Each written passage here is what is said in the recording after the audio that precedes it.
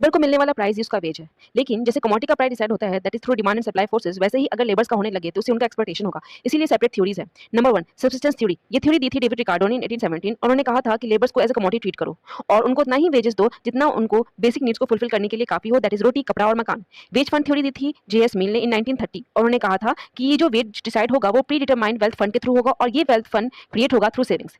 Residual claimant theory दी थी professor Volker ने और उन्होंने कहा था कि जो भी 4 फैक्टर्स ऑफ प्रोडक्शन होते हैं उनमें से 3 का, that is land, capital and entrepreneur, इन सब का पेमेंट होने के बाद जितना अमाउंट बचे वो लेबर्स को दे देना चाहिए as a wages. Marginal productivity theory दी थी जेबी क्लार्क और फिलिप्स हेनरी ने और उन्होंने कहा था ये जो लास्ट वर्कर का कंट्रीब्यूशन होता है प्रोडक्शन में वही उसका वेज रेट डिसाइड करेगा। बार्गेनिंग थ्योरी ऑफ वेज दी थी जॉन डेविडसन ने और उन्होंने कहा था कि वर्कर्स एंड एम्प्लॉयर्स आपस में नेगोशिएट करेंगे और वेज रेट को डिसाइड करेंगे। सरप्लस वैल्यू थ्योरी दी थी कार्ल मार्क्स ने और उन्होंने कहा था कि वर्कर्स को हमेशा ही उनके काम से कम पैसा मिलता है और वो जितना काम करते हैं उससे जो सरप्लस अर्न होता है वो चले जाता है कैपिटलिस्ट के हाथ में, वो लेबर्स को मिलना चाहिए एज अ वेज।